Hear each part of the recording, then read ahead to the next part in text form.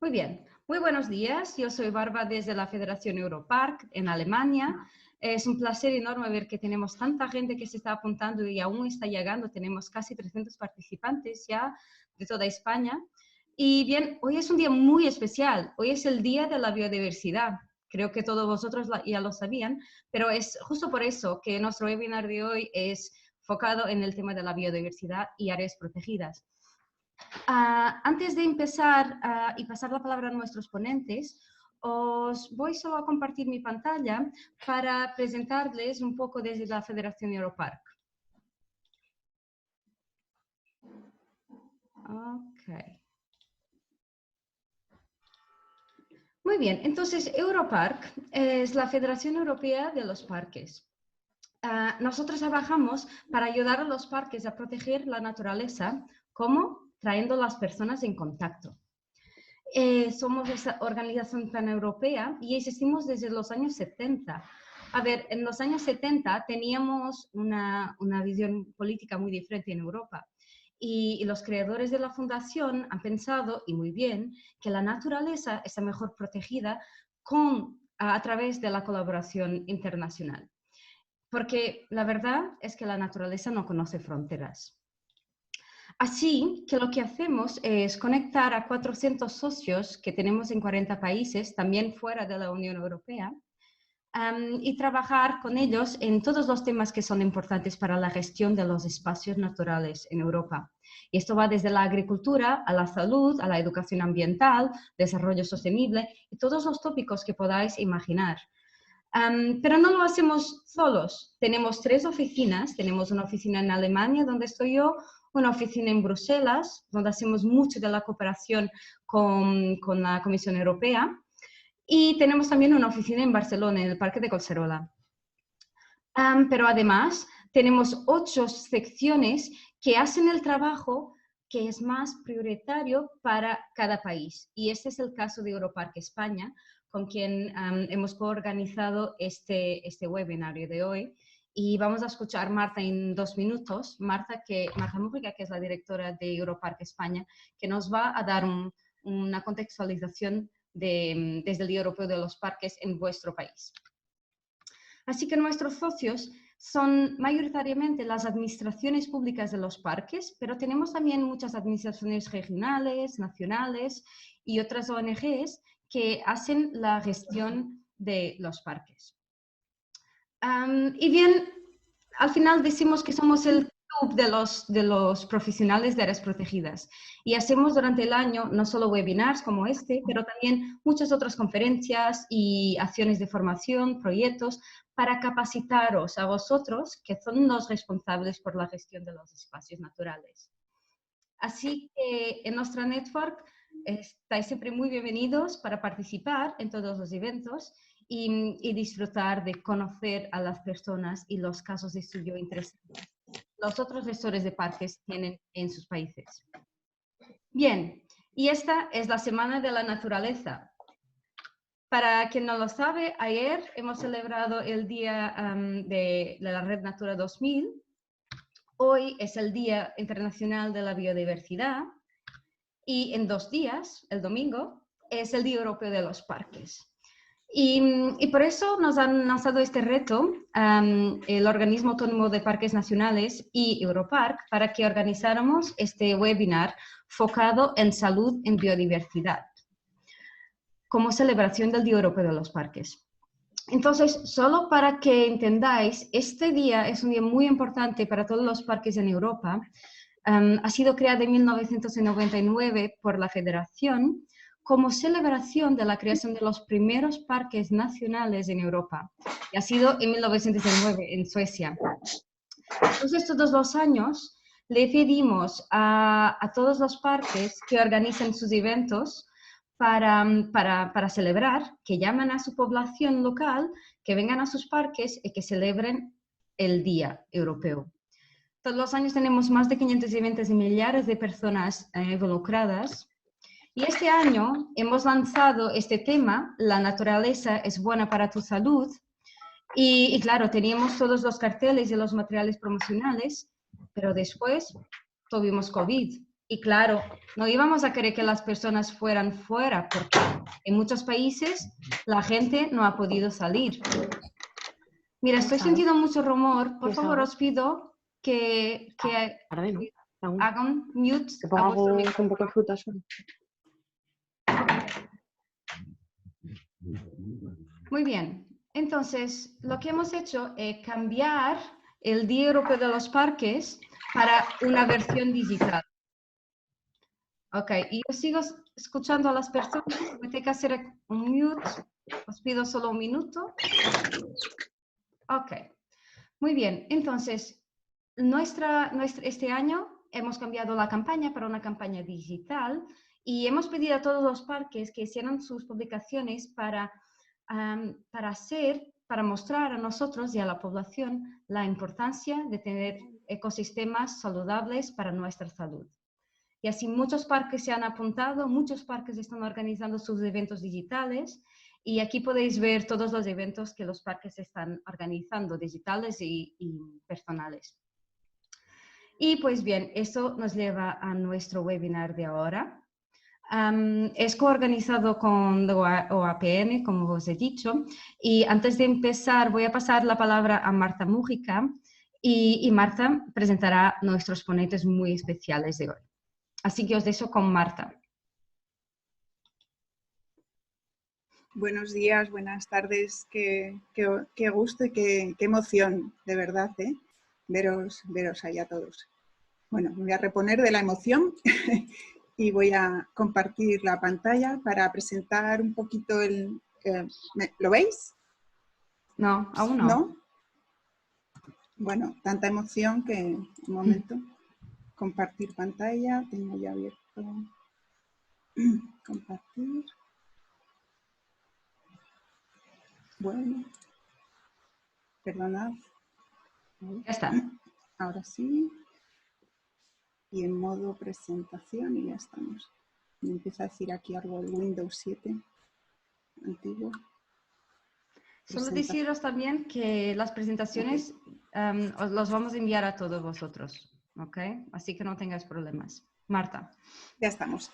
Bueno, pues muchísimas gracias. Efectivamente, como ha dicho Bárbara, el Día Europeo de los Parques. De hecho, un pequeño homenaje a Antonio López Lillo, nuestro presidente de honor, que verá luego esta presentación. Él lo propuso cuando estaba en el Consejo de la Federación Europark como un evento social, una celebración para dar a conocer mejor a la sociedad el significado de las áreas protegidas.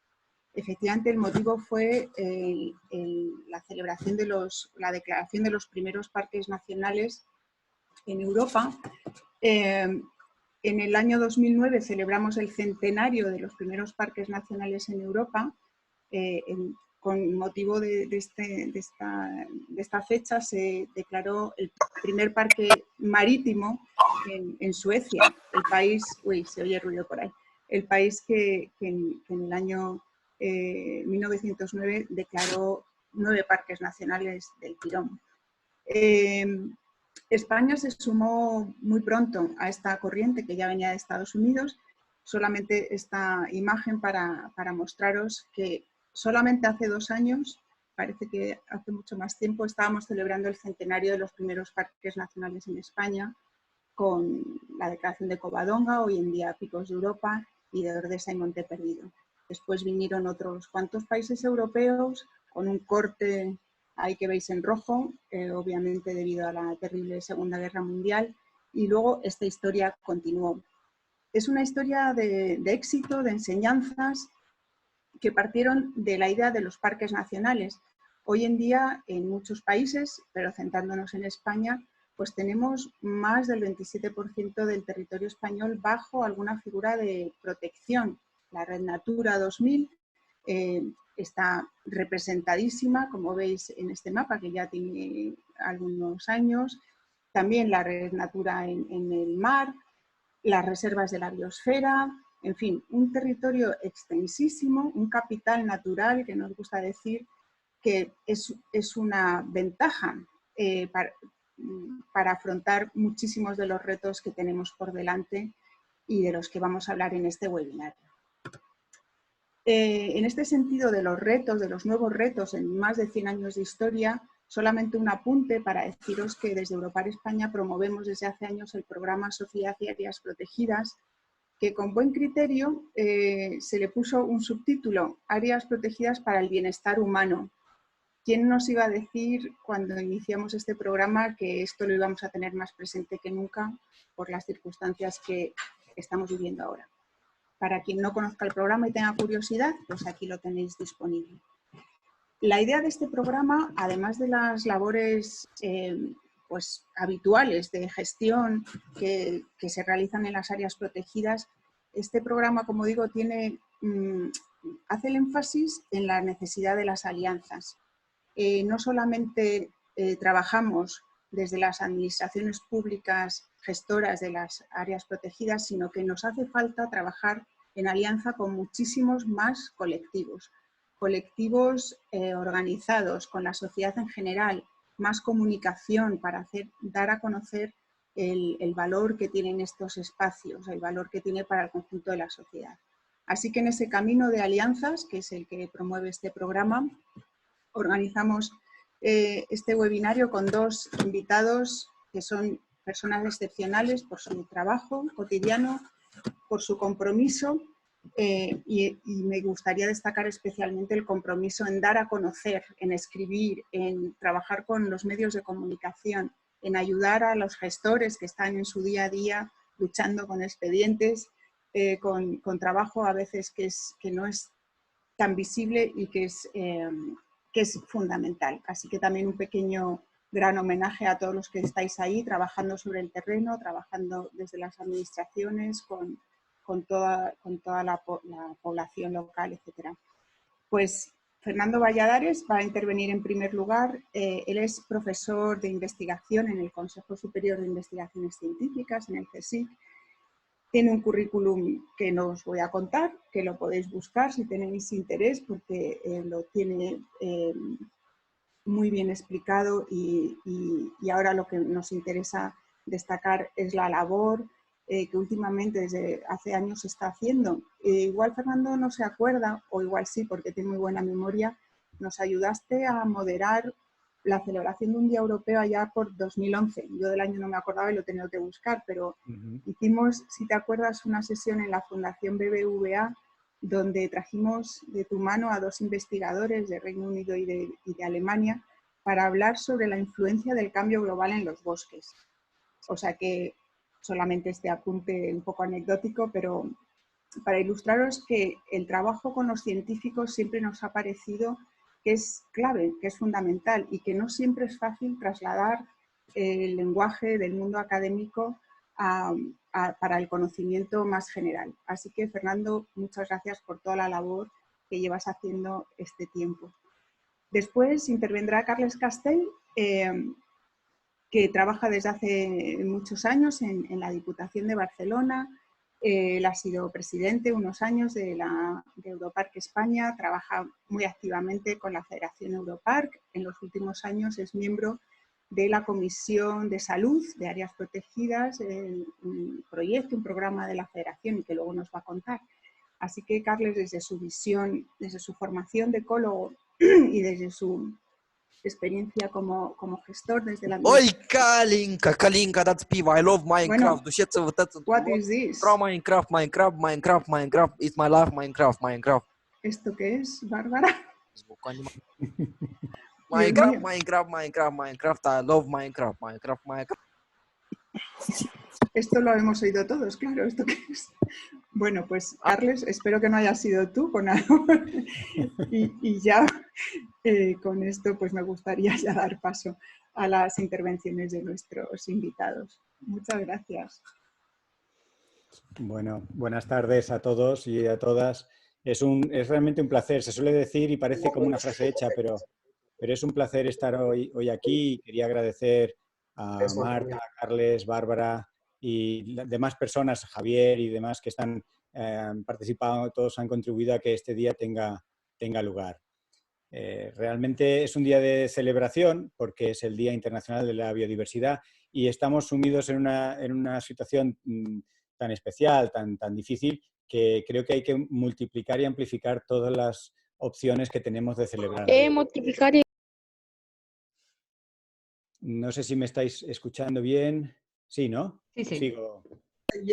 Shailalalala.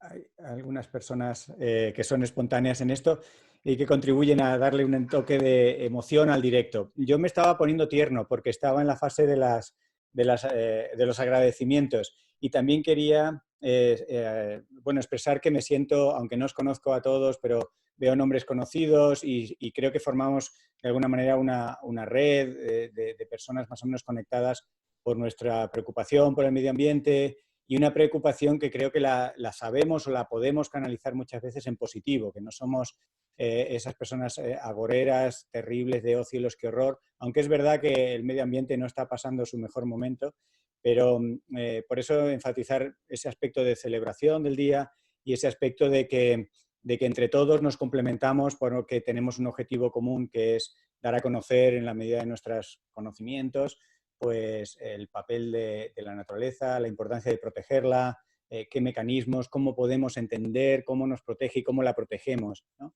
Y ahí me quiero hacer totalmente eco de la introducción que ha hecho Bárbara cuando decía que Europark fue casi se anticipó a la pandemia al elegir un poco la cartografía y los lemas, ¿no? Ponía Healthy Park, Healthy People. Análogamente, yo abrí un canal que se llamaba La Salud de la Humanidad de una manera un poco, si queréis, pretenciosa, porque la salud de la humanidad, ¿dónde va el Valladares a hablar de la salud de la humanidad?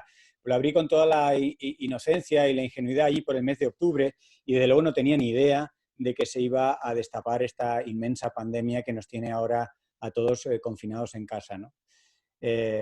Os confieso, pues, mis limitaciones, mis preocupaciones y las confieso con toda la honestidad para a cada persona saber lo que dice, de dónde le viene, cuáles son sus motivaciones y sus limitaciones y sus potencialidades, ¿no? Soy un científico y me puedo poner muy, muy aburrido contando detalles extraordinarios de un artículo en inglés que se ha publicado en la última revista y realmente esa novedad y esa importancia de ese artículo a lo mejor solo la captan 40 personas, 50 personas en el mundo científico. Un artículo científico cuando tiene 100 o 150 citas ya se considera un éxito. Y cuando ahora en estos días, a raíz de mi inocente, ingenuo y amateur canal, obtengo 5.000 o 6.000 visualizaciones, he llegado a tener hasta 250.000, pues digo, estoy claramente saliéndome de mi burbuja. Era mi objetivo, pero nunca pensé que lo iba a lograr en poco tiempo y salir a tantas burbujas. Y en parte yo creo que es porque tenemos una sociedad que ahora mismo está golpeada por esta pandemia y no debemos aflojar, ¿no? Yo he estado varias veces a punto de decir, esta ola no va conmigo, esta pandemia, que tiene que ver un ecólogo en esta pandemia, ¿no? Y decidí agarrarme a la tabla de surf y seguir surfeando esa ola gigante que era la pandemia, y ahora de hecho circulan algunos memes, ¿no? Con una ola pequeñita que es la economía, luego la pandemia y luego el cambio climático. Bueno, en cualquier caso es una ola muy grande y yo me agarré a esa tabla y decidí seguir surfeándola. Y fui rescatando de la bibliografía científica piezas de información, intentándolas contar en palabras que las pudiera entender aquel que no fuera un especialista y que no fuera de esas 50 o 60 personas que pudiera citar un trabajo muy técnico.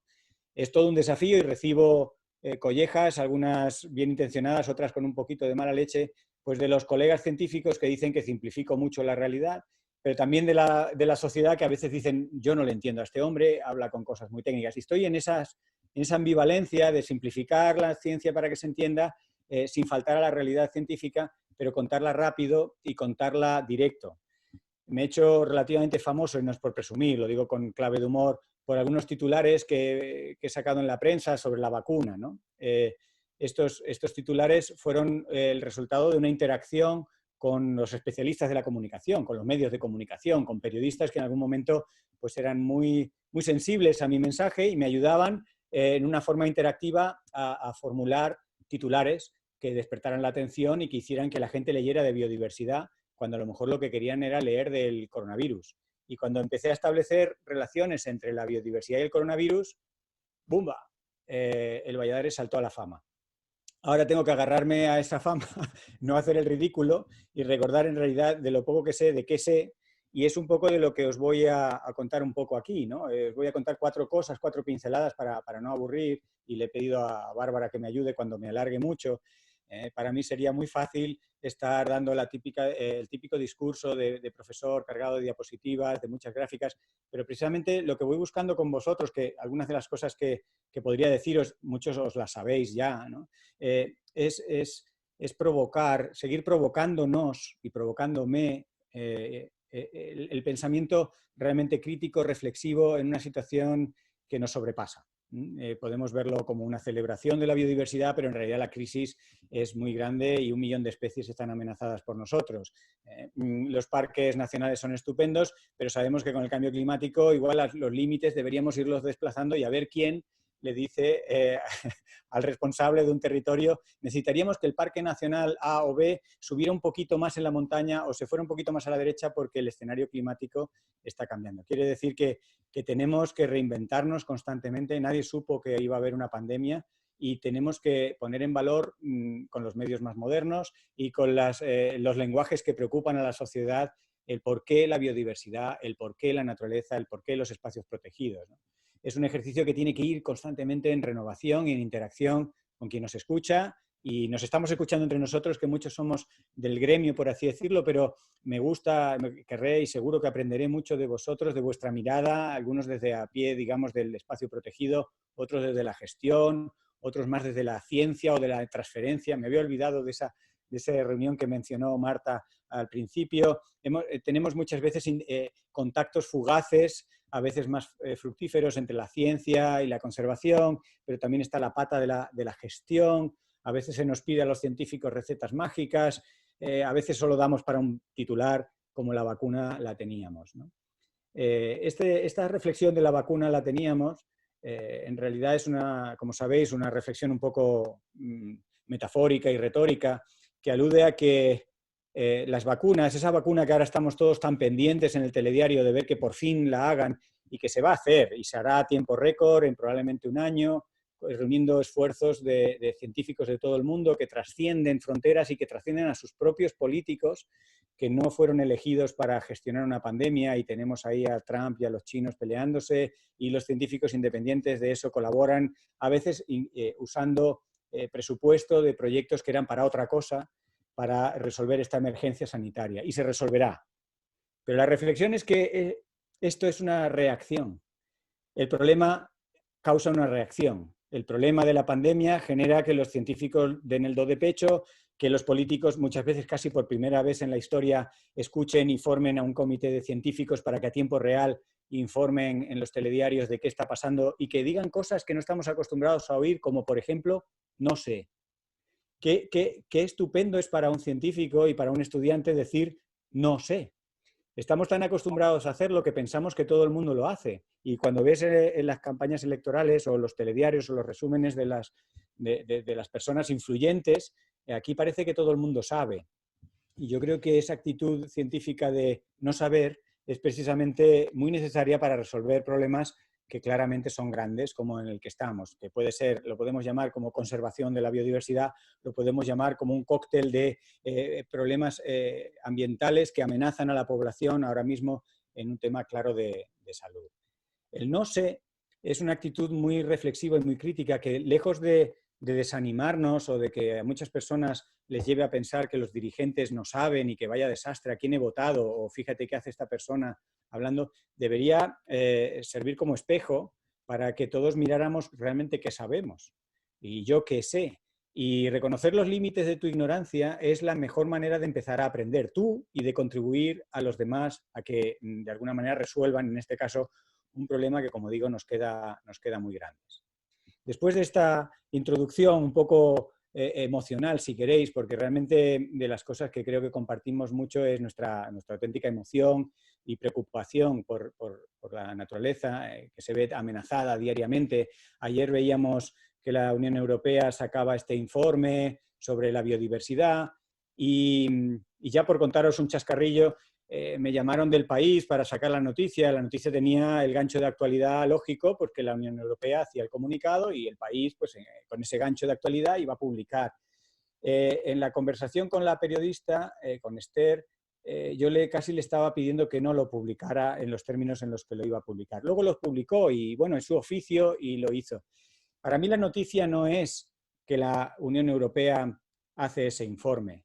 Para mí la noticia no es que se van a plantar no sé cuántos mil millones de árboles, porque los árboles sin funcionalidad no traen biodiversidad.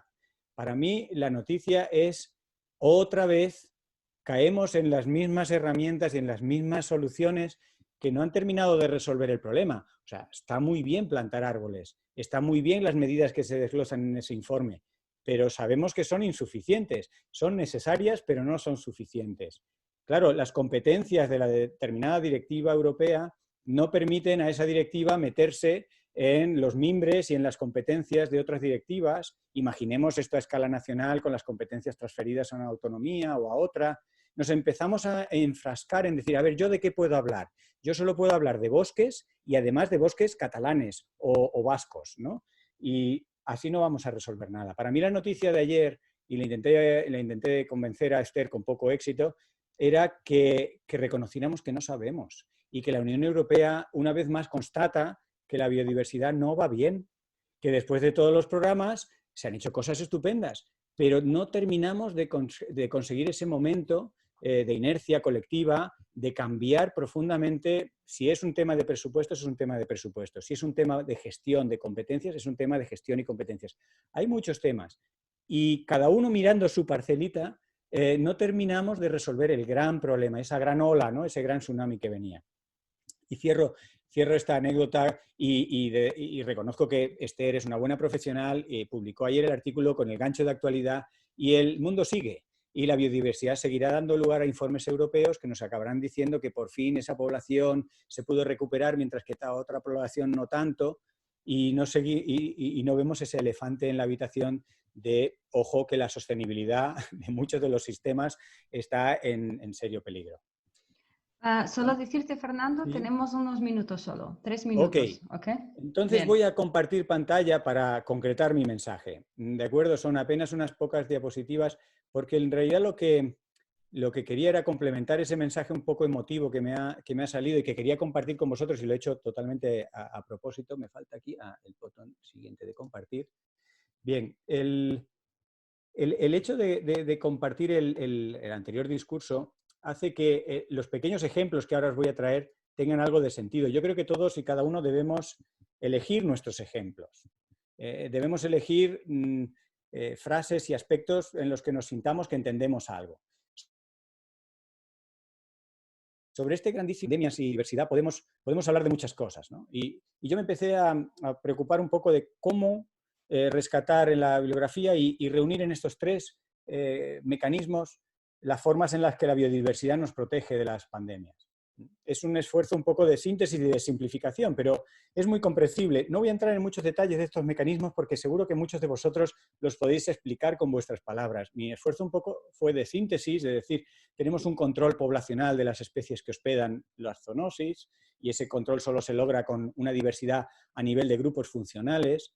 Tenemos otros mecanismos que operan a otra escala de diversidad, a una escala más de grupos, de mamíferos, de especies próximas de alguna manera, que entre ellas comparten ese patógeno y diluyen la concentración y por tanto el mecanismo es un poco diferente y es de dilución. Y finalmente tenemos otra escala muy interesante de biodiversidad que se nos escapa muchas veces, que es la diversidad genética, la diversidad dentro de una especie.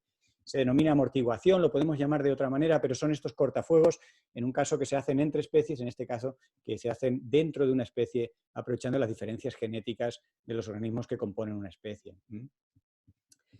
Pinceladas, estas pinceladas como para ilustrar que la biodiversidad no es un cuento de hadas. Nadie pensó que una cosa llamada zarigüeya, que en Europa casi no sabemos lo que es porque no la tenemos, y en Estados Unidos, teniéndola, mucha gente tampoco la conoce, que es un animal relativamente humilde y poco pretencioso, pues nos iba a proteger. Su mera presencia en los ecosistemas de la costa este de Estados Unidos disminuía el riesgo de la transmisión de la enfermedad de Lyme. Esto le añade un valor desorbitado, si queréis, a la zarigüeya, que por otro lado podía ser un objeto de conservación casi, no sé si anecdótico, pero muy secundario. Podemos seguir con más ejemplos. A muchos de nosotros nos encantan los pájaros, nos encanta la diversidad de pájaros, nos aprendemos cómo se distinguen. Los ornitólogos dan la vuelta al mundo gastándose de su dinero increíbles cantidades para poderlos fotografiar porque los adoran, pero tenemos que reconocer que una buena parte de la sociedad le da bastante igual si tenemos un herrerillo y si es capuchino o si es común o si el carbonero es garrapinos o no, ¿no? Esa diversidad de aves, sin embargo, ya se mostró en trabajos clásicos de hace más de 10 años que esa diversidad de aves ni más ni menos que disminuía la incidencia de virus o de patógenos tan graves como el virus del Nilo. En esta grafiquita simplemente se muestra esa relación tan directa en 3 años distintos, con un amplio número de casos, sobre la incidencia del virus basado en la diversidad de aves. Y esto se puede escalar a otros procesos, la fragmentación del bosque, que a su vez tiene efectos e impactos negativos sobre la biodiversidad. La fragmentación del bosque, el hecho de que el mismo bosque esté intacto en fragmentos más grandes, disminuye la carga vírica, los garrapatas tienen en este caso menos patógenos y una vez más el riesgo a enfermedades que acaben llegando al ser humano disminuye. Y el último ejemplo, y con esto sí que termino, lo he rescatado hace poco de un artículo mucho más reciente. Los anteriores son artículos de hace 10 años, 15 años. Hay todo un rosario de artículos parecidos en la literatura. Este salió el año pasado, o yo me he inspirado en un artículo que salió el año pasado para hablar de cómo los predadores regulan al patógeno. Y cómo creemos que entendemos la naturaleza, porque algunas personas hemos visto de pequeños a Félix Rodríguez de la Fuente, o porque ahora ven a National Geographic o la BBC haciendo, o a David Attenborough, ¿verdad?, haciendo unos documentales fantásticos, y ya creemos que entendemos cómo funciona. Ya he entendido la taiga, ya he entendido el bosque mediterráneo, ya sé cómo van las altas montañas. Pues es bastante más complicado que eso, y sin desanimar a nadie, la conclusión es sencilla, que es si la población de la especie huésped la regula el predador, mejor que si la regula el propio patógeno, que es peor. La conclusión es así de sencilla, pero todo lo que hay detrás es muy complicado. Y esta sí que es la última diapositiva y prometo que con esto acabo. El ejemplo lo podemos aterrizar a una realidad muy próxima a nosotros. El estudio se basó en una larga serie de datos en Asturias, en un sistema basado en lobos, jabalís y la tuberculosis animal. Y en este estudio demostraban que la generalidad que estaba diciendo de antes se cumplía en este caso.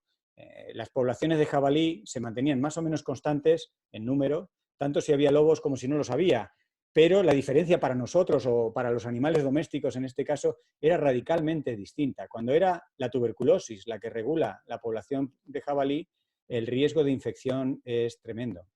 Se pasa a la cadena trófica, se pasa a animales domésticos, mientras que cuando la población de jabalí se mantiene en números parecidos, pero quien regula es el lobo, el predador, la carga vírica, en este caso es una bacteria, la carga del patógeno disminuye muchísimo. Son pequeñas pinceladas que nos aterrizan a una realidad muy concreta de cómo la biodiversidad tiene un papel y no es una cosa romántica o estética o espiritual, que además de todo eso tiene un efecto muy directo en la salud humana. Y como prometí, aquí lo dejo. Muchas gracias. Muchas gracias a ti, Fernando. Bien, mientras vosotros podéis escribir vuestras cuestiones en el chat, que justo después de la presentación de Carles vamos a abrir un debate, así que podéis usar el chat también para colocar vuestras dudas. Fernando, muchas gracias. Vamos a escuchar ahora a Carles con una parte más práctica de cómo las áreas protegidas, los espacios naturales pueden implementar y empezar desde ya a trabajar el tema de la salud. Carles.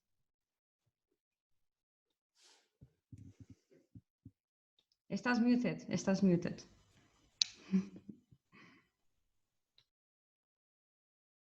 Buenos días, cuando aprendamos ya nos habrán dejado salir, espero. Es un placer, de verdad, ver tantas caras conocidas, aunque sea desde el ordenador. Tengo un mono de amigos y de abrazos que no os podéis imaginar, como todos me imagino. Gracias de verdad a todas las entidades y organizaciones que se han involucrado para organizar este seminario y para invitarnos y poder compartir con Fernando, que hace también muchos años que nos conocemos y que hemos tenido la suerte de trabajar juntos en proyectos diversos. Hablar después de Fernando sabéis que es complicado, con lo cual voy a pasar directamente a compartir pantalla y daros unas cuantas ideas más vinculadas a los parques. Lo que se ha propuesto es cómo ya desde los parques estamos trabajando en incorporando el vector de la salud a nuestro trabajo, dar un breve marco conceptual y poner algunos ejemplos a diversas escalas. Así que sin más paso a compartir la pantalla, a ver si sé hacerlo. Espero haberlo conseguido. Y aquí voy. Entiendo que si nadie se queja es que funciona. Sí, funciona. Empezamos por el principio, que es, como decís todos, la definición de salud por parte de Naciones Unidas, muy antigua, se ha modificado, pero sigue siendo válida. No es tan solo la ausencia de enfermedades, sino, ¿no?, este completo bienestar, ¿no?, este estado global de bienestar que es físico, pero también es mental y tiene una dimensión social. Otro clásico también de la salud es que la salud viene determinada por paquetes de factores que se han agrupado tradicionalmente en estos 4, ¿no? Nuestro componente biológico, nuestro estilo de vida, el entorno y lo que depende estrictamente del sistema terapéutico, sanitario, por decirlo de alguna manera. Esto lo podemos complicar con estos círculos concéntricos, con la persona en el medio y cómo vamos teniendo estos factores más o menos próximos y que todos acaban afectando en nuestra salud integral. Y de hecho, este es un estudio antiguo también desde el mismo Lalonde en Canadá de los años 70, pero hay datos recientes que tampoco varían tanto, en el que vemos que, de hecho, unos datos hace poco en Cataluña, el departamento decía que más del 80% de los determinantes de la salud están fuera del sistema sanitario. Y en gran medida están vinculados a nuestro entorno y a los estilos de vida que también van vinculados al entorno, ya que pueden favorecer la actividad física o, al contrario, pueden, por ejemplo, favorecer un sedentarismo o unos hábitos poco saludables. Y, en cambio, los presupuestos, como sucede a menudo, van en su mayor parte, y evidentemente ahora hemos visto con la emergencia sanitaria que es imprescindible un buen sistema sanitario, pero en el caso de España o de Cataluña en los últimos años, hemos visto que la parte, digamos, preventiva relacionada con estilos de vida o con entornos saludables era apenas un 1% del presupuesto destinado a salud. Evidentemente no estamos diciendo que se reduzca el gasto sanitario público, ni muchísimo menos, por favor, pero sí que quizá se podría dedicar un poco más de presupuesto a esta parte preventiva de la salud pública relacionada con el entorno y con los estilos de vida. ¿Cómo se producen estos beneficios? Pues bueno, seguro que la mayoría de personas estáis familiarizados con este, digamos, concepto de servicios de los ecosistemas, que serían, ¿no?, pues estos beneficios que aportan a los componentes de nuestro bienestar a través de mecanismos diversos, y uno de los principales componentes es evidentemente el de la salud, unido a otros tantos que garantizan, pues, que seamos unas personas felices, sanas y con un desarrollo completo como personas en todas sus dimensiones. Esta relación entre espacios naturales o naturaleza y salud depende evidentemente de la cantidad de naturaleza que tengamos alrededor, porque hay una relación muy directa con el contacto con las personas, aparte de que hay otros fenómenos que actúan a escala planetaria, como por ejemplo el cambio climático, pero sí que tiene mucha relación con la cantidad y la calidad de los espacios que tenemos a nuestro alrededor.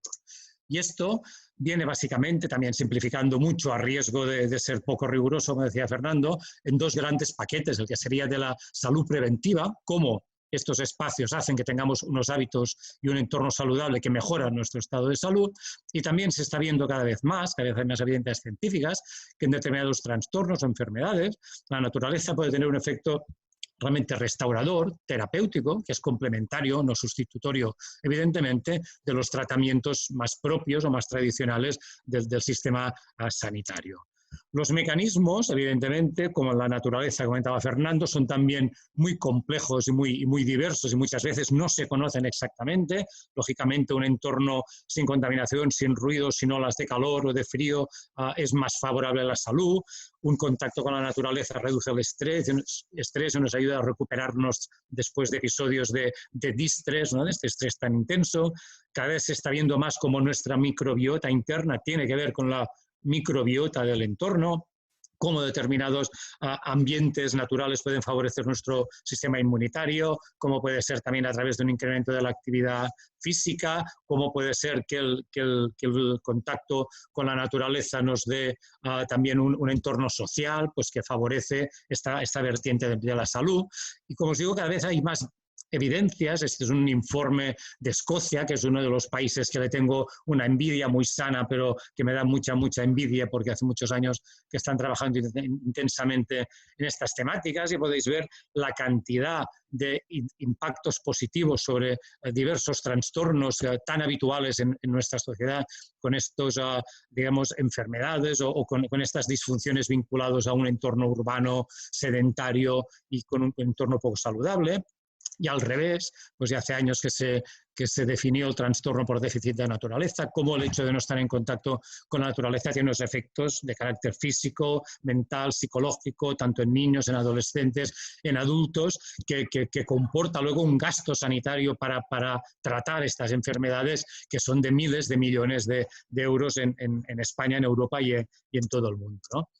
Dicho esto, estos beneficios del contacto directo, esto es como Alá y la montaña, si me permitís la broma, una opción es que las personas vayan a los espacios naturales. Y aquí es donde entra en juego la accesibilidad en todas sus facetas. No es suficiente en tener un espacio natural cerca, sino que hay que facilitar, comunicar, explicar, permitir el acceso. Esto significa aspectos puros y duros de movilidad, de que la accesibilidad sea universal para todos los colectivos, de que haya actividades destinadas a los diferentes grupos de personas, que haya una comunicación para llegar a las personas que más se van a beneficiar de este contacto con la naturaleza, que a menudo son los que no están teniendo este contacto con la naturaleza.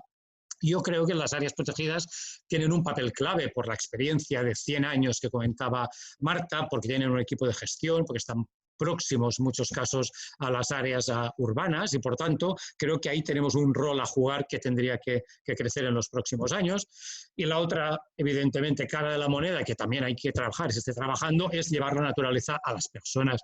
Todo lo que tiene que ver con infraestructura verde urbana, ¿no? De mejorar el hábitat urbano en conjunto, y en concreto parques urbanos, corredores, renaturalizar o naturalizar las ciudades. Y a mí me gusta, porque les tengo un cariño muy especial, cada uno tiene sus debilidades, esos espacios que a menudo son invisibles, desgraciaditos, que son estos patios de atrás de ciudades mal acabadas, que son estos espacios periurbanos que ahora se están poniendo de manifiesto porque hay millones de personas paseando a diario por ellos y parece que los estemos descubriendo y para mí son piezas estratégicas de este territorio. Dicho esto, que también muy rápidamente este contexto, permitidme que dé unos ejemplos a diversas escalas de iniciativas relacionadas con la salud. El primero es el de la federación que comentaba Bárbara al principio. Como muchas personas ya conocen, este proyecto, este programa de personas saludables y parques saludables nació en Parques de Victoria, en Australia, en los años 90. Y esta es la web actualmente, Healthy Park, Healthy People Central, por si alguien está interesado, y se recogen experiencias de todo el mundo. Y ya hace unos años que desde la Federación Europea estamos intentando aterrizar este concepto, este programa al contexto social, económico, ecológico de Europa con el programa Healthy Park, Healthy People Europe, ¿no? De hecho, esta imagen es del último congreso que parece que quede muy lejano, que tuvimos en Letonia, en el Parque Nacional de Jurmala, en octubre de 2000 o septiembre de 2019, donde el comunicado final fue esta declaración de Healthy Park, Healthy People Europe, donde se va a lanzar un programa que estaba previsto inicialmente que fuera en el Día Europeo de Parques, pero vamos a esperar a un momento más propicio, y está relacionado con todas las dimensiones de las áreas protegidas, con políticas estratégicas, con la cooperación entre los miembros, con buenas prácticas en el trabajo de comunidad, buenas prácticas y compartir experiencias, el apoyo técnico desde la federación y el liderazgo, ¿no? De esos espacios pioneros en estos proyectos. Una de las herramientas que ya está disponible, hace un par de años que la Comisión de Salud y Áreas Protegidas la lanzamos y que creemos que está siendo muy útil, es este toolkit. Tenéis aquí el link por si lo queréis consultar, en el que lo que quiere es dar 4 ideas de cómo incorporar cualquier parque, la salud, a su día a día. No es decir, ahora voy a crear un departamento de salud, como decía antes Fernando. No se trata de volver a nuestras paraditas, ¿no? Sino de que la salud sea una dimensión más transversal a todo lo que hacemos las personas que estamos relacionadas con las áreas protegidas. Ahí tenéis una idea de los objetivos de este manual, una estructura muy simple con mensajes clave, con marcos políticos, con evidencias, con casos de estudio, para animar a las áreas a lanzarse a esta dimensión que os aseguro que es apasionante. Las evidencias es un tema importantísimo, no hay que caer, ¿no? Decía también Fernando, en las citas que nadie entiende, pero es importante que estemos hablando de cosas con un rigor científico detrás, y aquí podéis encontrar links a muchísimas evidencias científicas de estos beneficios de la salud. Hay una checklist al final para que cualquier parque en diversos ámbitos temáticos, desde la planificación, la gestión, la comunicación, el seguimiento, pueda ver qué acciones puede desarrollar que tengan relación con la mejora de los beneficios que el parque ofrece en términos de salud. Se pone el énfasis en algunos ejemplos de buenas prácticas en marcos nacionales. Como os digo, Escocia me da mucha envidia, me pone los dientes muy largos. Finlandia no está mal tampoco. El caso de Escocia, perdón, yo creo que tiene el valor añadido de que tiene esta visión transversal, es decir, hay un acuerdo nacional entre salud y el Scottish National Heritage, que sería el departamento que gestiona parques, de manera que la aproximación a la salud y la naturaleza es conjunta. Es decir, son programas que trabajan conjuntamente hasta el nivel, digamos que desde salud se financian acciones, actividades que se desarrollan en parques nacionales, y creo que realmente lo que hablábamos de destinar más presupuestos públicos a la prevención, una manera sería a través de fomentar actividades saludables en la red de espacios protegidos. Es algo que también se aborda desde Finlandia con su proyecto Healthy Park, Healthy People Finland, a través de incentivar pues, deportes saludables, los paseos, actividades diversas en los parques finlandeses. Y luego encontraréis un rosario de buenas prácticas muy concretas, pero que seguro que alguna se puede ajustar a lo que estáis buscando. Bajamos un poco de escala a nivel de Europark España, como decía Marta, nuestro programa que acaba en 2020 y que estamos evaluando para empezar a trabajar en el próximo, tiene un área estratégica que es de los servicios para el bienestar humano, en el cual la salud tiene es un eje central. Hace ya 7 años, Marta, he buscado de cuándo es este manual, cómo pasa el tiempo también. Ya en 2013 recopilamos toda una serie de experiencias que tenían lugar en el Estado español relacionadas con iniciativas de los parques, las podéis encontrar en este manual. Y un ejemplo de algo que se ha hecho a escala del conjunto de la sección española de Europark es, digamos, actuar como repositorio de estas rutas saludables en bosque, los que se llama, digamos, desde algunos sitios baños de bosque, a través de un convenio con una entidad privada, rutas básicamente planas, accesibles, básicamente por masas forestales maduras, que están en buen estado de mantenimiento, es decir, que no tengan riesgos ni comporten un gran esfuerzo. Y hasta el momento, en estos años, pues ya tenemos 75 itinerarios saludables y prácticamente 20.000 personas han visualizado estas rutas de prácticamente 500.000 de visitas a esta web. Por tanto, tenéis la imagen de la web, donde podéis seleccionar qué ruta está cerca de donde os encontráis, os podéis descargar por Wikiloc el track y a partir de aquí pues pasear unos itinerarios fáciles, sencillos, para animar a cualquier persona a hacer una actividad física moderada en un entorno saludable. Y incluso algunas están adaptadas a colectivos que necesitan pues, algún tipo de soporte especial, como ser personas con otras funcionalidades vinculadas con la movilidad o con la visión, por ejemplo. Y permitidme acabar con ejemplos a escala más local, y claro, hablo de lo que tengo más cerca, de lo que conozco más, que hemos hecho no solo desde la Diputación, sino en red a partir de la Diputación, con municipios, con otros actores.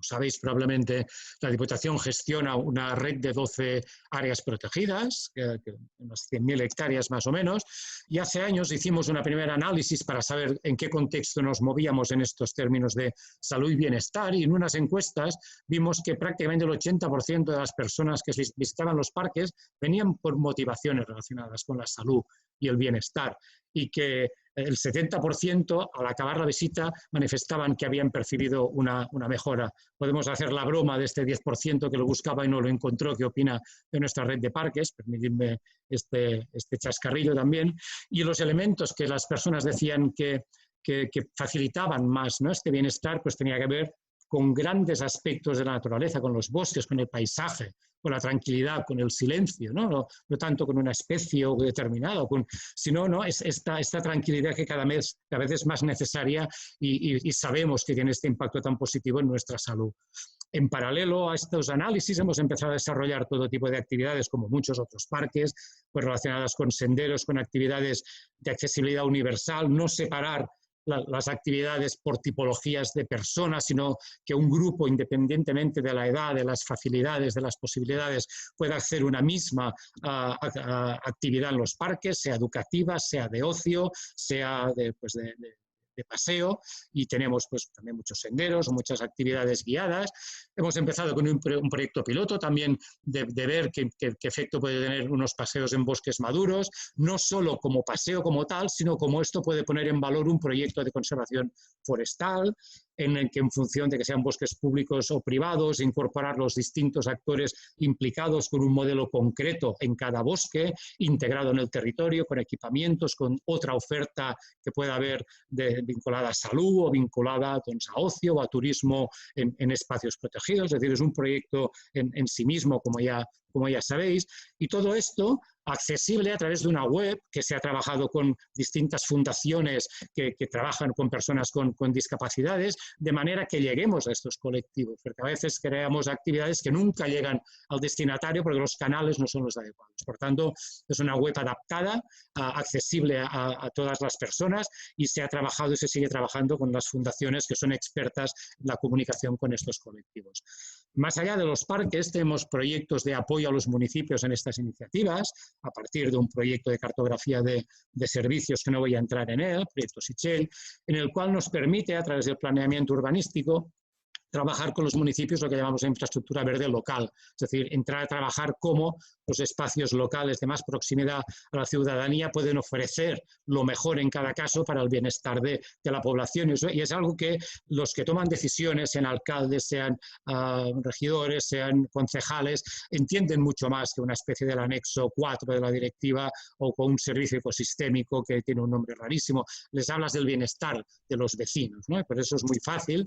Y a partir de aquí, en 4 municipios hace un par de años, empezamos también unas pruebas piloto de cómo podíamos aterrizar estas acciones saludables en estos espacios periurbanos, ¿no? Estos fragmentos, ¿no? Estas fronteras mal acabadas de los pueblos de las ciudades, estos patios de atrás, y hemos producido una guía, que tenéis aquí también el link, en el que se explican los casos concretos de estas pruebas piloto y además intentar sacar unos mensajes que puedan ser generales para otros municipios, otros parques que quieran entrar, y de hecho muchas comunidades, estoy pensando en Valencia, o estáis pensando en el País Vasco, estoy pensando en Aragón, que se han puesto en contacto con nosotros porque están iniciando este tipo de acciones.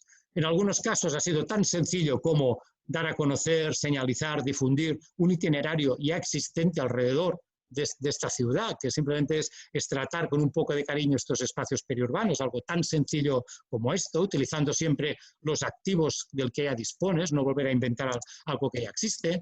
Un ejemplo muy interesante fue en el Parque del Litoral, en el municipio de Badalona, que tenemos el gran hospital de referencia de Germans Trias y Pujol en medio del parque, pero absolutamente desconectado, con una frontera muy dura, un parking inmenso, y prácticamente nos damos la espalda. Pues a partir de esa iniciativa se está empezando a trabajar en dar a conocer a todas las personas, personal sanitario, familiares de enfermos, los propios enfermos. Te digo que cuando quieras yo me desconecto.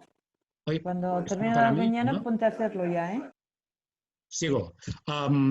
Sigue, pero tienes un minuto, Cardes. Acabo rápido, Bárbara, gracias. Sí. Intentando que conozcan, ¿no?, que existe este espacio, y la sorpresa fue cuando hay una propuesta del mismo hospital de que en unas obras futuras, que veremos por presupuesto cuándo se pueden hacer, un antiguo equipamiento que ahora no se usa, al lado mismo del parque, pueda llegar a ser una sala de terapia al aire libre, 13ª, tienen 12 en el sótano, una sala al aire libre de rehabilitación para aspectos de traumatología, de pediatría, etcétera, etcétera, ¿no?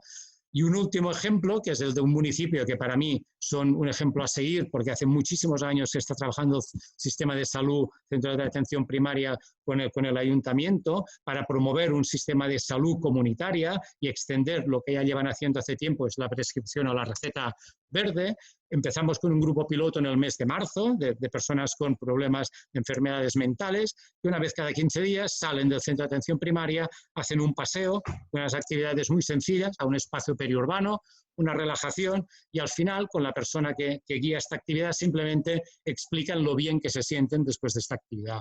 Este año pasado, desde octubre hasta marzo 2020, sé que han continuado el ayuntamiento, que son muy activos, un ejemplo a seguir, han incorporado un centro de investigación y tienen ya datos mucho más objetivos de cómo afecta esto desde la frecuencia cardíaca, la salud física, hasta aspectos de salud mental percibida por las personas, y todo ello está, digamos, bajo el gran paraguas transversal de un grupo de trabajo en la Diputación de Barcelona para compartir toda esta experiencia con turismo, con equipamientos, con infraestructuras, con salud, evidentemente.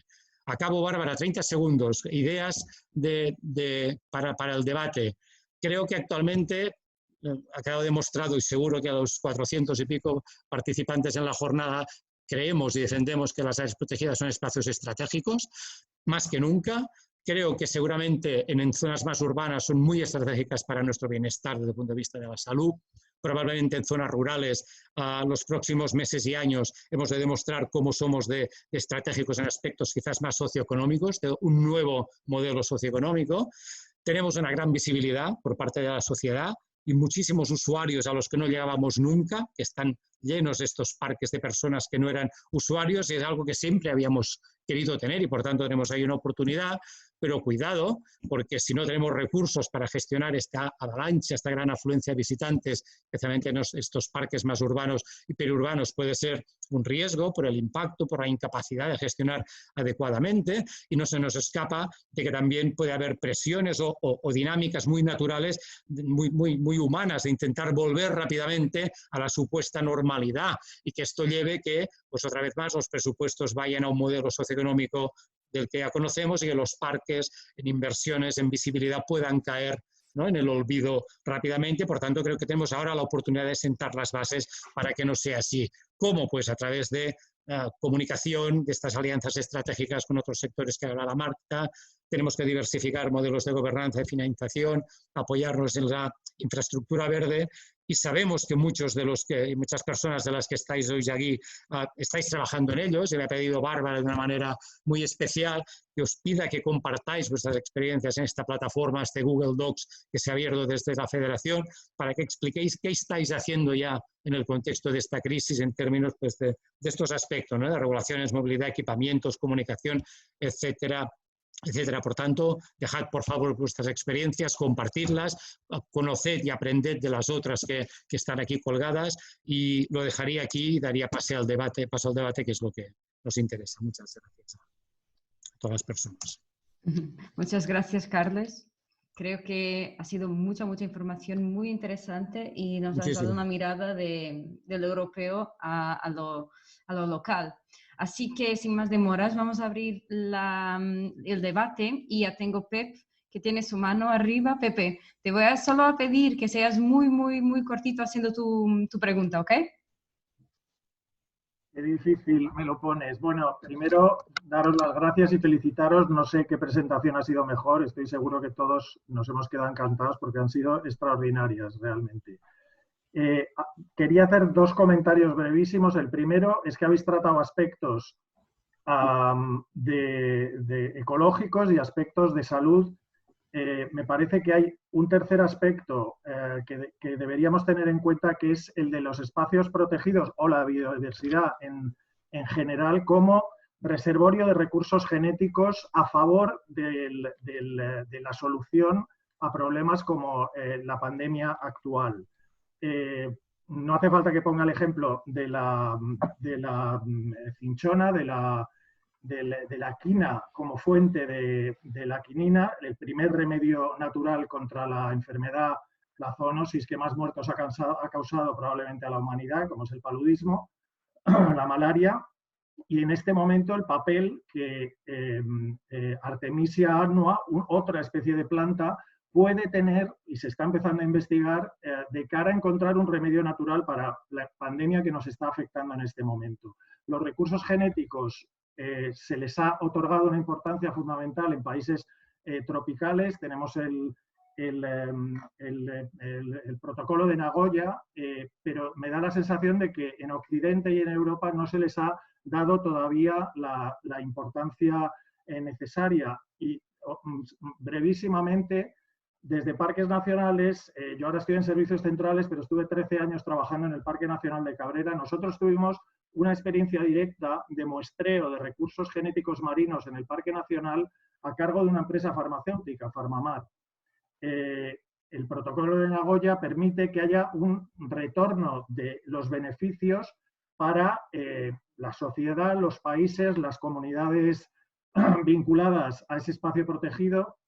Creo que es una posibilidad que no se ha explorado suficientemente todavía de encontrar una fuente de recursos evidentemente regulada. No se trata de tratar los espacios naturales o la biodiversidad como arrasarla buscando el remedio pero sí como una oportunidad importante para encontrar remedios médicos a problemas como el que tenemos ahora.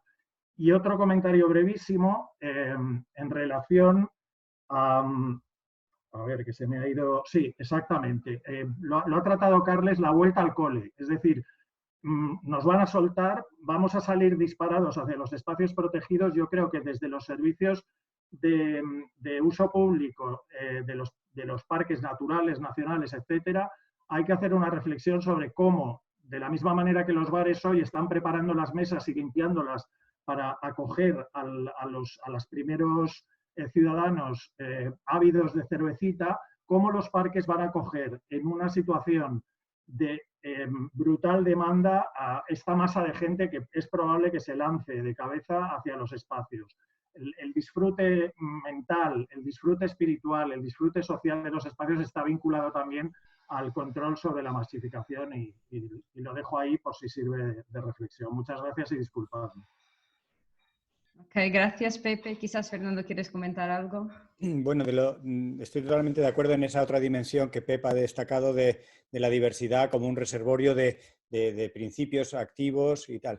Me llevaba eso a su vez a una reflexión de que a veces hay que ser capaces de argumentar la necesidad de proteger la biodiversidad por todo lo que vale, que no sabemos ahora lo que vale. Porque algunos de esos principios, tú has puesto ejemplos de algunos principios que ya se han sabido y entonces es como que se protege lo que ya sabes que vale, pero la biodiversidad es una fuente muy amplia de cosas que todavía ni sabemos su potencial valor, de la misma manera que la gente tampoco éramos muy conscientes de que nos podía proteger ante una zoonosis y tal. Y por eso mi concepto de vacuna de la biodiversidad la idea que quiero desafiar es que mientras la vacuna que estamos desarrollando es una vacuna reactiva, que reacciona ante un problema, la vacuna de la biodiversidad o de la conservación es una vacuna muy preventiva, que nos protege ante patógenos que ni sabemos, que tiene una fuente muy amplia de potenciales principios activos, como tú estás diciendo, Pep, y que son más argumentos para protegerla, aunque no entendamos que es el lobo exactamente el que regula el jabalí. O sea, aunque no tengamos todos los datos de todos y cada una de las especies y su función en la naturaleza, sí tenemos suficiente evidencia para saber que la biodiversidad en paquete cumple un montón de funciones y tiene unas potencialidades de resolver problemas para la humanidad muy amplias, ¿no? Y ese argumento me parece importante. Muy bien, muchas gracias, Fernando. Hay aquí unas preguntas muy interesantes sobre el tema de los parques periurbanos, Carles. Y que quizás los parques periurbanos ya están con mucha gente siempre y van a tener aún más personas, más visitantes, que pueden también tener un aspecto negativo. ¿Es posible de alguna forma controlar o cómo ves que se puede controlar el acceso a los parques periurbanos? Y si se debe o no hacerlo. Gracias, Bárbara, gracias a las personas que se han interesado por este tema. A ver, son piezas, yo entiendo, estratégicas sobre las cuales, evidentemente hay ejemplos muy interesantes de anillos verdes a partir de estas piezas, como en el caso de Vitoria, por ejemplo, o Valencia también ha trabajado muchísimo pues, espacios que tenemos ejemplos muy interesantes, pero en general han sido, digamos, tierra de nadie, ¿no? Ha sido un poco... Yo creo que tampoco no se trata tanto, desde mi punto de vista, de ahora descubrirlos, ¿no? Y que mueran de éxito, como estamos tan acostumbrados a hacer, ¿no? Y matar la gallina a los huevos de oro a base de hiperfrecuentarlos en los próximos meses, sino de que incorporarlos con una pieza más. Yo creo que nos falta, seguramente, que es algo que desde Europark, todos estoy diciendo cosas que a veces pienso, sí, muchas personas aquí saben mucho más que yo, que estás diciendo, ¿no? Que es esta reflexión estratégica transversal integral, ¿no? De no decir voy a hablar de parques, voy a hablar de espacios verdes urbanos, ahora voy a hablar de corredores, ahora voy a hablar de parques periurbanos, sino ser capaces de tener esta visión global, con toda la mejor información científica que haya posible para hacer un análisis y a partir de aquí tener una estrategia global. Y a partir de esto, que sería la infraestructura verde en el sentido más amplio, luego, según quien la mira, digamos, la poda por aquí y se queda con la parte que le interesa, pero a mí me gusta esta visión de infraestructura verde como qué puede ofrecer el conjunto de espacios a nuestro bienestar, para entendernos, siempre, evidentemente, de forma compatible con la conservación. Cuando hablo de bienestar, no quiero ser antropocéntrico y decir que somos aquí los reyes del universo, ¿eh? Espero que se me entienda bien. A partir de este debate, ya no estamos hablando tanto de si un espacio tiene especies endémicas o no, de si es más bonito o es más feo, sino de qué puede aportar en temas de servicios a nuestro bienestar. Y es ahí donde tenemos que poner cada pieza del puzzle. Y si lo hacemos bien, el puzzle será precioso. Si lo hacemos mal, pues va a salir un buñuelo que no va a servir para nada, ni para la funcionalidad ecológica, ni para nuestro bienestar, ni para nada. Y ahí es donde los parques periurbanos son a la vez un espacio de proximidad, son a la vez esta bisagra entre lo urbano y lo rural, son un ecotono, son a la vez frontera. Es súper interesante. Hay libros de ecología dedicados solo a estos espacios interesantísimos, y creo que no es tanto de abrirlos, ¿no?, a las puertas de par en par, ni de cerrarlos, sino de encontrar cómo pueden ayudar en algunos casos a bajar presión a parques naturales muy valiosos que están absolutamente desbordados de visitantes, y estos espacios periurbanos pueden absorber y diluir esta presión. En otros casos pueden digamos, descargar los pocos parques urbanos que hay. Es decir, yo creo que en cada caso pueden jugar un determinado papel que tiene que analizarse, pero que el conjunto es lo que es importante. Yo creo que el reto es no caer de nuevo en que es complicado, porque claro, tenemos que actuar de forma urgente, tenemos que actuar con prudencia porque no sabemos qué es lo que hay que nos puede ayudar a superar crisis futuras, y debemos actuar de forma integral. Por tanto, el reto es mayúsculo. Yo creo que son tres patas que tendríamos que intentar asentar ahora que estamos definiendo las bases para las políticas futuras. Gracias, Carles. Sí, la pregunta iba mucho en la dirección de cómo van a reagir ahora los parques después que el confinamiento se reduce. Eso era como en esta urgencia de cuando las personas lleguen a los parques. Pero solo deciros que además de una comisión de salud, que Carlos hace parte en Europark, tenemos también una comisión de parques periurbanos y están justo ahora terminando un toolkit donde el manejo de visitantes en los parques periurbanos es el punto principal. Así que en los próximos meses va a estar disponible para toda la gente, y eso también contesta a algunas de las personas que están pidiendo herramientas que puedan implementar. Muy bien. Marta, ¿quieres introducir algunas de las cuestiones que estamos coleccionando aquí? Sí, muy bien, muchas gracias. Sí, veo que bueno, es impresionante todo lo que estáis planteando en el chat, así que no sé si nos va a dar tiempo a tocar todo, pero algunas son reflexiones que compartís, estupendo, y de información concreta. Creo, por un lado, que algunos habéis hecho referencia a esta labor de comunicación, de ayudarnos a tener herramientas para trabajar con otros sectores, y le pediría a Fernando que comparta, aunque algunos ya sois seguidores de su blog y tal, pues si puedes compartirlo en el blog, pues estaría genial, y así ya todo el mundo lo tiene. Eso por un lado. Por otro, alguien ha preguntado, a ver que vea el chat, sobre la cuestión del trabajo con el sector de la salud, de ¿quién une esos dos mundos? Igual, Carles, puedes comentar un poco más sobre las dificultades. Ya has puesto ejemplos concretos que sí que demuestran que es posible, pero igual las claves, ¿no?, de cómo conseguimos que el sector de la salud también nos comprenda, ¿no?, al mundo de la conservación, y cómo hacemos que esos mundos se unan más. Por mi parte sí que os quería comentar que en todo este proceso de alianzas que andamos buscando a través de lo que comenté al principio, ¿no? Del programa Sociedad y Áreas Protegidas, pues hemos tenido ocasión de empezar a trabajar, por lo menos a conocernos más con la gente del Ministerio de Sanidad que trabaja más en prevención.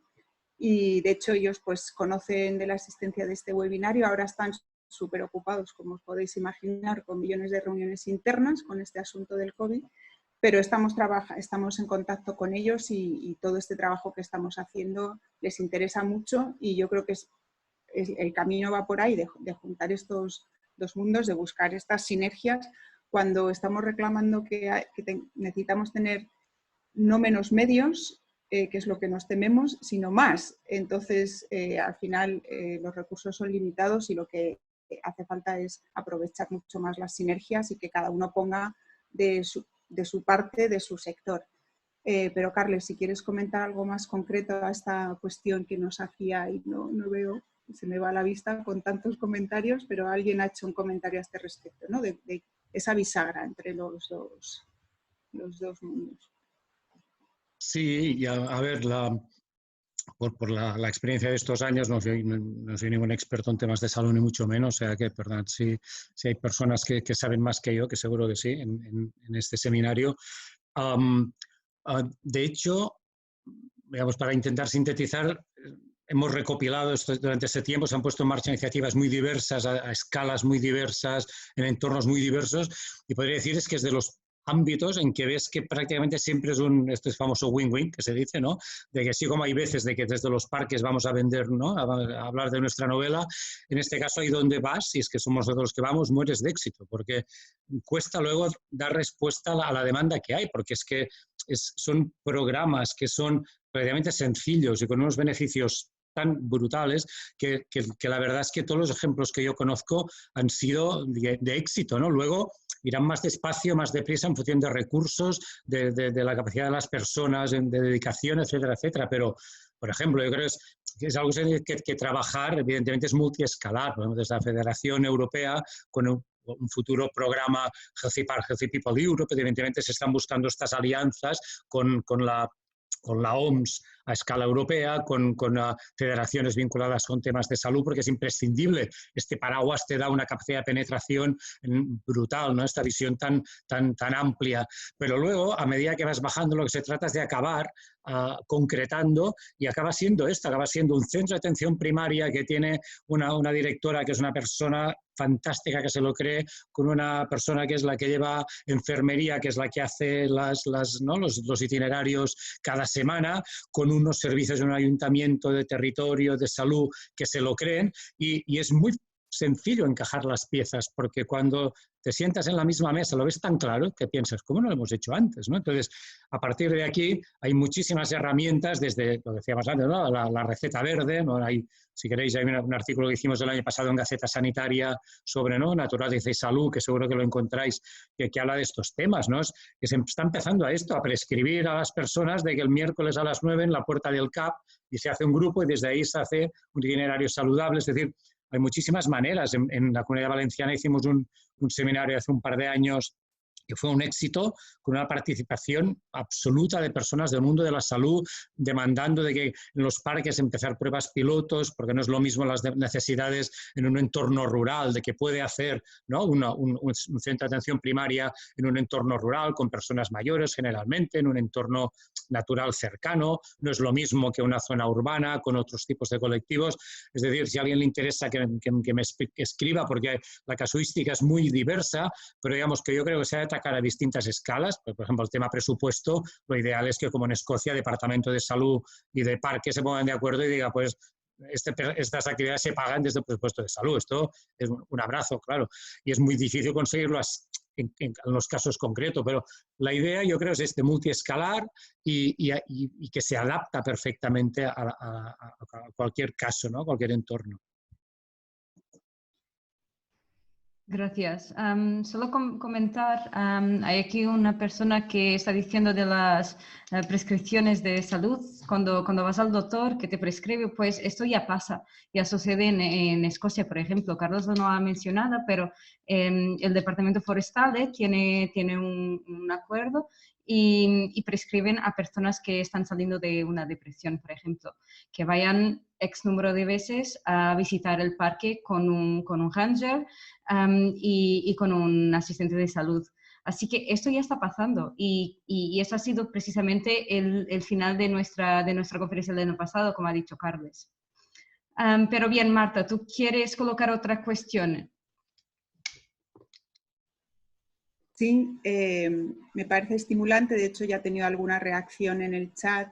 Una cuestión que plantea, a ver si la encuentro otra vez aquí. Francés, que pone un contrapunto. No sé si lo veis, dice que cree que es mejor no potenciar los desplazamientos a parques que suelen estar lejanos, sino dejarlos también para evitar la presión de los urbanitas, que nos movemos todos, lo digo yo, y dejar, que, por tanto, que sea la naturaleza más próxima a la ciudad, ¿no? Los huertos urbanos, comercios. Entonces, esta reflexión que comparte por aquí otra persona un poco más abajo, también la hemos vivido en esta situación de confinamiento, ¿verdad? La cantidad de vídeos, de memes, de cosas que han ido circulando, de imágenes reales, de jabalíes por debajo de mi casa, que vivo en Madrid, un autillo que me pareció oír anoche, y como que a todo el mundo le emociona esto de ver la naturaleza que nos viene más cerca, y es porque les estamos dejando obviamente más espacio. ¿Queréis hacer algún comentario también con esto de la inteligencia emocional que alguien ha planteado?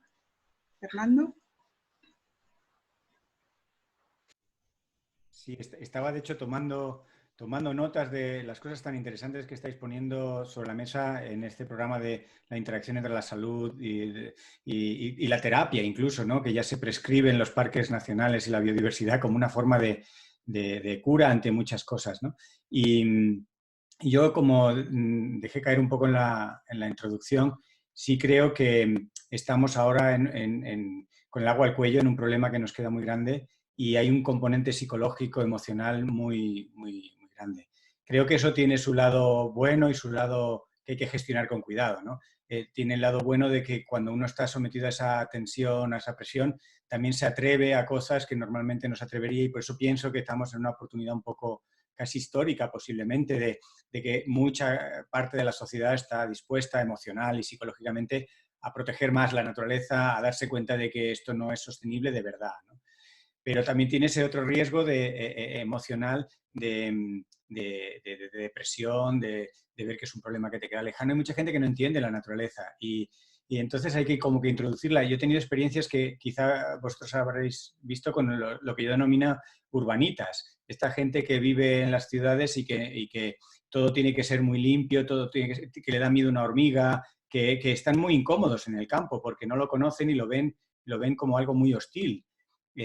Porque están muy acostumbrados a que todo tiene que estar lavado, plastificado, guantes, y esta situación de la pandemia ahora refuerza algunas de esas actitudes, ¿no?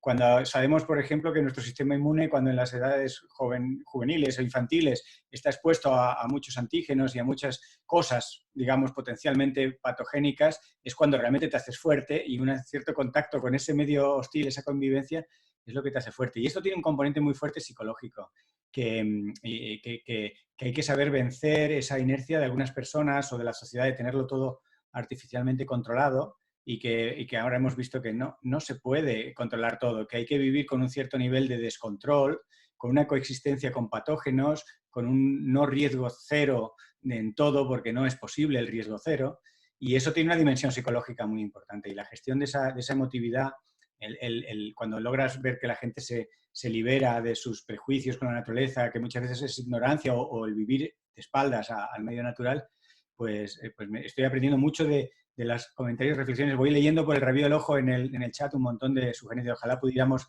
leerlas todas. Sí, pero has tocado ahí un punto muy interesante. Hay que vivir con un cierto nivel de descontrol. Eso es muy importante.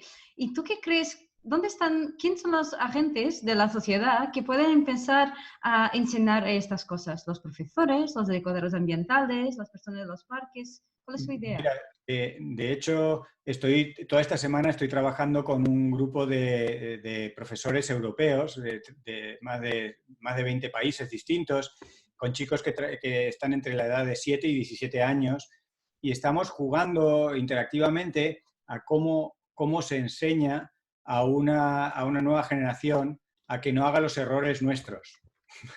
Es una cosa curiosa porque tú dices, lo que yo hago no funciona, ¿no? Pero tampoco sé exactamente cómo hacerlo mucho mejor. O sea, yo conozco piezas de ese ecosistema. Conozco el papel del lobo, conozco que hay que tener muchas especies para que el bosque sea productivo, conozco algunos fragmentos, pero cómo transmitir el testigo para que los chicos, los jóvenes, hagan las cosas diferente, porque aunque se equivoquen, pero tienen que probar algo distinto, porque ya sabemos que las cosas que hacemos los viejunos pues no funcionan del todo. Y entonces hay que ensayar, y yo creo que hay que atreverse a ensayar. Y esto me recuerda a lo que estabas diciendo del caos. O sea, aquellos chicos y chicas que han sido educados, que se han criado en un colegio, en una familia, donde todo está muy controlado, muy pautado, donde tiene unas referencias muy claras de lo que está bien, lo que está mal, lo que es organizado y lo que es desorganizado, luego son personas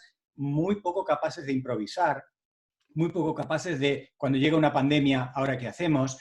Y sin embargo, los chicos que viven, que no estoy defendiendo que a los chicos haya que educarlos en el desastre, ¿no? Pero que un poquito de caos introduce esa convivencia con el cierto descontrol, y los chicos son esponjas, las nuevas generaciones son esponjas y absorben perfectamente la potencialidad de un ecosistema que no controlas del todo. Es esa visión un poco, si queréis, por simplificar y sin ofender a nadie, muy ingenieril de los ecosistemas muy bien gestionados, con una capacidad de cabida cubierta o una área basal de nata. Eso es una visión que es muy short-sighted en inglés, ¿no? Que es como muy miope, ¿no? Tenemos que habilitar, que sí, que la cabida cubierta, el área basal es una gestión forestal importante, pero hay que dejar un cierto margen para el descontrol, y lo digo provocativamente, y tú has captado yo creo que esa idea un poco provocativa de dejar que ocurran cosas que nosotros no controlamos, de la misma manera que la biodiversidad cumple unas funciones que ahora mismo ni sabemos bien cuáles son, sabemos lo suficiente como para que cuídalas, porque me parece que hace más cosas que solamente darnos madera o polinizar, ¿no? Un grado de caos. Y yo creo que hay que introducir una convivencia con la incertidumbre. De hecho, en el lenguaje que ahora estamos ensayando con los chicos de cómo comunicar el cambio climático, cómo comunicar el cambio global, que para nada queremos el mensaje apocalíptico, es cómo hablar de incertidumbres. Los científicos estamos muy acostumbrados a trabajar con la incertidumbre, pero claro, la sociedad en general no. Y los niños están mirando un poco a sus padres y mirando tal y dicen, ¿incertidumbres? No, yo quiero un futuro. A mí quiero que en la desescalada me digan exactamente qué día puedo salir a hacer exactamente qué.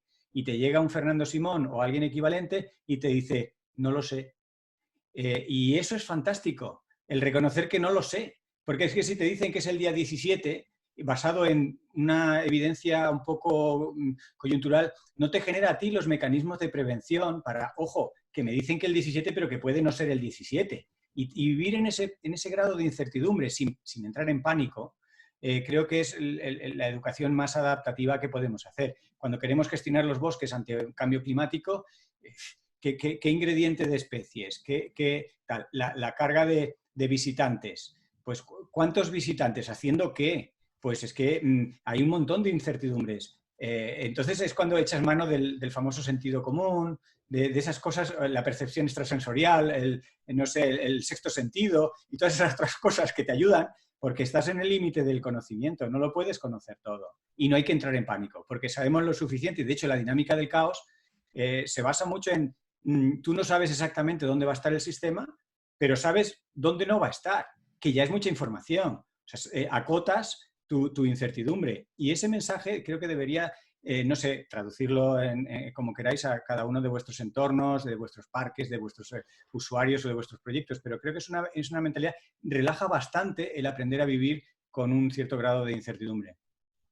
Muy bien, muchas gracias, Fernando. Y mientras el chat está más quente que nunca, porque las personas todas están comentando y la cuestión es más filosófica. Y pues muy bien, muchas gracias por todos vuestros comentarios. Estamos justo llegando a los últimos minutos de este webinar.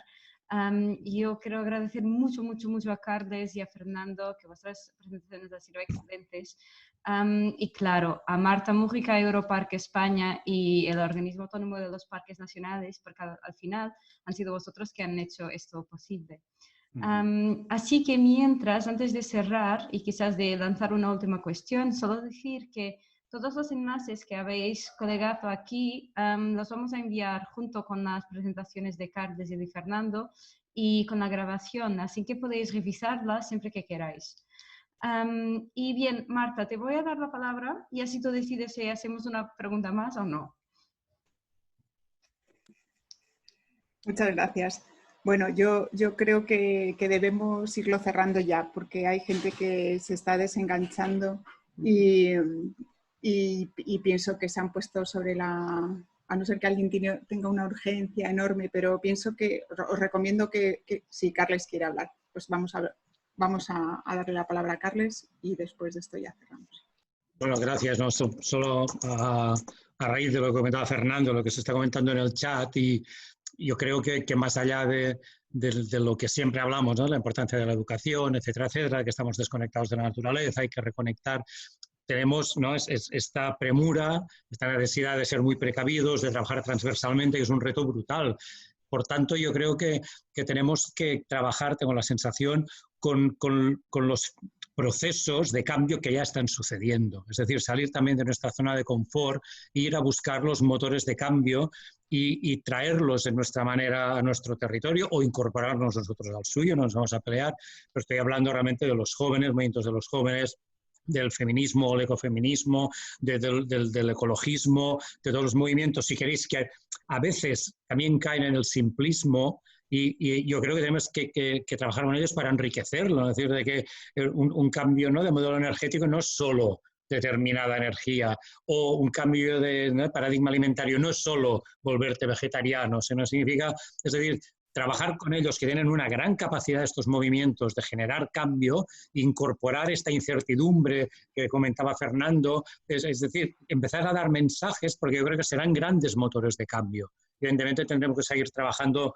con las nuevas generaciones en los distintos digamos, niveles de educación, seguiremos trabajando desde los parques con los visitantes, medios de comunicación, pero yo creo que los cambios radicales que se necesitan, tendremos que apoyarnos en partidos políticos, en movimientos sociales muy potentes, y significa sentarse y explicar todo esto que está diciendo Fernando, de que tenemos que cambiar, de que no tenemos todo controlado y de que hay que buscar otros paradigmas, ¿no? Gracias, era eso solo. Muy bien, muchas gracias, Carles. Muchas gracias, Carles. Pues yo sí quería hacer un comentario final. ¿Os imagináis haber hecho esto si no estuviéramos confinados? Seguramente nosotros mismos no lo habríamos hecho, estaríamos promoviendo otras formas de celebrar el Día Europeo de Parques. Esto es un efecto colateral positivo, creo que es así, que personas tan ocupadas, que a algunos os veo las caritas, a otros no me llega, es imposible teneros sentados o tenernos sentados, ¿no?, este buen rato que hemos estado, porque nos hace falta seguir compartiendo conocimiento, seguir compartiendo reflexiones y unir más nuestras fuerzas, y para eso necesitamos estos espacios también de discusión. Así que gracias al confinamiento, nosotros mismos desde la oficina dijimos el día antes de irnos, vamos a comprar la licencia de Zoom. En este caso, pues hemos aprendido y estamos con el apoyo brutal de Bárbara, de la Federación Europar y de Bárbara especialmente, que creo que hay que darle un aplauso enorme también por la nueva vida que va a emprender en unos días, que se vuelve a Portugal, la vamos a tener más cerquita todavía que Ratisbona, que está un poco lejos. Pero estamos todos conectados, aunque hoy estamos cada uno en nuestra casa, estamos en un montón de sitios y de verdad que es muy emocionante, y pienso que esta situación nos ha abierto también, estamos aprendiendo un montón de nuevas formas de trabajo. Así que hay que seguir intentando cambios, porque algunos pues vienen inesperadamente, como ha sido esto, pero hay que aprovechar también las oportunidades al vuelo. Así que yo creo que mil gracias a todos, Fernando. Mucha suerte también con todo lo que viene y desde luego seguiremos organizando cosas siempre que haya gente tan estupenda al otro lado como los que estáis hoy. Muchas gracias. Bárbara. Muchas gracias. Muchas gracias a todos y sí, nos vemos otra vez. Gracias. Muchas gracias. Gracias a todos. Chao. Chao. Chao, Estefan.